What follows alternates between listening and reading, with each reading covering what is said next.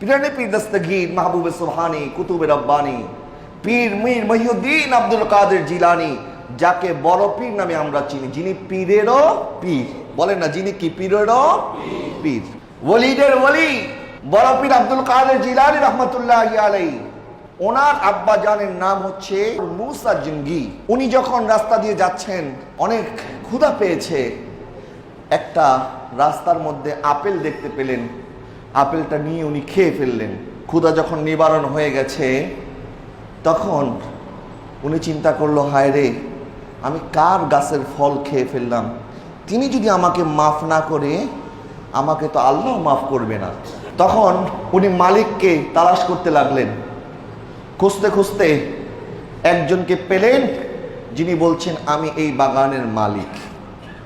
বলছেন, কি হয়েছে? বলে, বাবা, আমি একজন মুসাফির, রাস্তা দিয়ে যাচ্ছিলাম, আমার ক্ষুধা পেয়েছে, হঠাৎ করে দেখলাম আপনার বাড়ির গাছের মধ্যে একটা ফল, আমি সেই ফলটা পেরে খেয়ে ফেলেছি, আপনি আমাকে ক্ষমা করে দিন। আপনি ক্ষমা না করলে আমার আল্লাহ আমাকে ক্ষমা করবে না। তখন ওই আল্লাহর বান্দা মনে করলো, এত ইমানদার বান্দা তো আমার জীবনে কোনো দিন দেখি নাই, যে কিনা একটা ফল খাওয়ার পরে মাপ চাওয়ার জন্য এসেছে। বরং আমরা তো মানুষের ফল শুধু না, গাছ কাইটা ফলাইয়া দিল, আমরা জিজ্ঞাসা করার প্রয়োজন মনে করি না। কথা বলেন ঠিক না বা ঠিক? আমরা কোথায় আর তারা কোথায়? উনি বলছেন, এটা তো সাধারণ কোনো মানুষ হতে পারে না। এই ব্যক্তির ভিতরে এই বোধোদয় হয়েছে, আল্লাহর ভয় ঢুকে গেছে, আমি যদি মাফ না করি আল্লাহ মাফ করবে না। সুতরাং আমি আমার কন্যার জন্য উপযুক্ত একটা বর পেয়ে গেছি, জামাই পেয়ে গেছি, ওনার সাথে আমার কন্যার বিবাহ দিতে হবে। উনি একটু কৌশল করলেন এবং বললেন, আমি তোমাকে মাফ করব, শর্ত হচ্ছে একটা, তুমি আমার মেয়েকে বিবাহ করতে হবে। সুবহানাল্লাহ বলেন। কে বলছেন? বড় পীর আব্দুল কাদের জিলানীর নানা, ওনার আব্বাজানকে বলছেন। বলছেন, ঠিক আছে, আমি আপনার এই শর্তে রাজি, তারপরেও যদি আপনি আমাকে মাফ করেন, আমি এই শর্তে রাজি আছি। বললেন, আমার মেয়ের কিছু বিষয় তোমাকে জানানো দরকার। বলেন বলেন। বলছেন, আমার মেয়ে চোখে দেখে না, আমার মেয়ে কানে শোনে না, আমার মেয়ে কথা বলে না, আমার মেয়ে হাঁটতে পারে না। এই বৈশিষ্ট্য যদি কারো শোনেন, জীবনে বিয়ে করবেন? বিয়ের নামই ভুলে যাবেন। যে একজন যদি চোখে না দেখে, আপনি তো তাকেই বিবাহ করবেন না। আর এদিকে বলতেছেন, সে চোখেও দেখে না, সে কথাও বলে না, সে কানেও শোনে না, সে পায়েও হাঁটে না। উনি বলছেন, আপনার এই মেয়েকে যদি আমাকে বিবাহ করতে হয়, এই বিবাহের বিনিময়ে যদি আপনি আমাকে মাফ করেন, তারপরেও আমি বিবাহ রাজি আছি।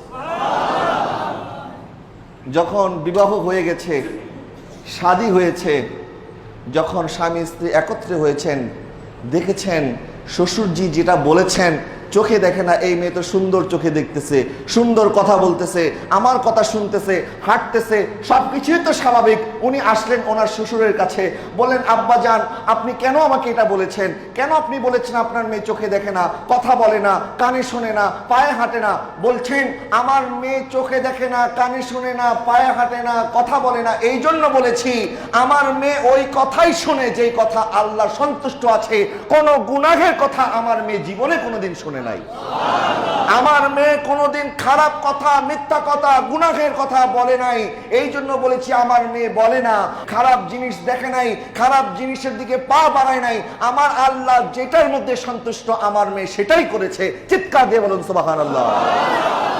ইনি হচ্ছেন বড় পীর আব্দুল কাদের জিলানীর আম্মা জান। একটি কথা আছে, বৃক্ষ যার ফলে পরিচয়, অর্থাৎ গাছ যেমন হয় ফল তো তেমনই হবে। মা যদি আল্লাহওয়ালা হয়, সন্তান তো বড় পীর আব্দুল কাদের জিলানী হবে। সুবহানাল্লাহ বলেন। আব্দুল কাদের জিলানী রহমতুল্লাহি আলাইহি, আল্লাহর অনেক ওলি আছেন যারা দুনিয়াতে রিয়াজত সাধনা করে ওলি হয়েছেন। অনেক বুজুর্গানি দিন আছেন যারা প্রথম জীবনে হয়তো বুজুর্গ ছিলেন না, আল্লাহওয়ালা ছিলেন না, কিন্তু আল্লাহর কাছে তওবা করার কারণে, আল্লাহর রিয়াজত সাধনা করার কারণে বান্দা যখন আল্লাহর কাছে আল্লাহ মুখী হয়ে গেছে, আমার আল্লাহ বলছেন, লা তাকনাতু মির রাহমাতিল্লাহ ইন্নাল্লাহা ইয়াগফিরুয যুনুবা জামিয়া। বান্দা, তুমি হাজারটা গুনাহ করার পরেও যদি আমি আল্লাহর কাছে ফিরে আসো, আমি আল্লাহ হাজার গুনাহ এক মুহূর্তে মাফ করে দিতে পারি।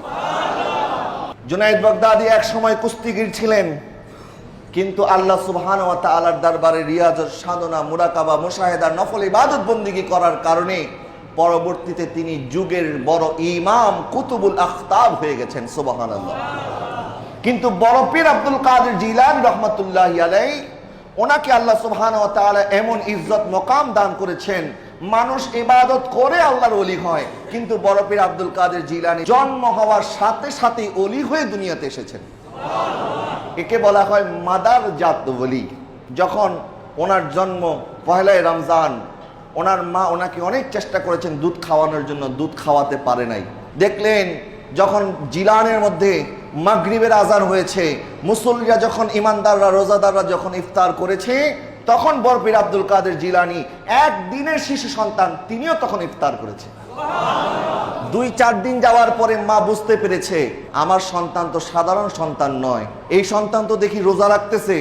যখন 29 দিন হয়ে যায়, যখন এই কথা জিলানের মধ্যে প্রকাশ পেয়ে যায়, জিলানের মধ্যে যখন এই কথা ছড়িয়ে পড়ে যে আবু সালেহ মুসা জঙ্গির এক সন্তান হয়েছে এবং এই সন্তান 30 দিন যাবৎ মুসলমানদের মতো রোজা রাখতেছে, এবং ওই রাতে 29তম রাতে দেখছেন এখনো আসমানের মধ্যে চাঁদ দেখা যায় না, এখন তারাবি পড়বে কিনা, পরের দিন ঈদ পালন করবে না রোজা রাখবে, এটা নিয়ে পেরেশান হয়ে গেছে। মানুষজন সকলে হযরত বড় পীর আব্দুল কাদের জিলানীর আব্বাজানের কাছে আসলেন, বলছেন এ আবু সালেহ মুসা জঙ্গি, আমরা তো পেরেশান হয়ে গেছি, এখন কি রোজা রাখবো, তারাবি পড়বো, না কালকে ঈদ পালন করব, আসমানে তো সেখানে মেঘ থাকার কারণে চাঁদ দেখা যাচ্ছে না, আমরা এখন কি করব? তিনি বলছেন একটু অপেক্ষা করেন, দেখি ফজরের পরে আমার সন্তান দুধ খায় কিনা। তখন ফজরের পরে সকলে আবার হাজির হলো, দেখলেন বড় পীর আব্দুল কাদের জিলানী এখনো মার বুক থেকে দুধ খায় নাই। তখন সবাই বুঝে গেল আজকে ঈদ নয়, বরং আজকে 30টা রোজা পূর্ণ হবে। ওনাকে এই মর্তবা মর্যাদা দিয়েছে কে?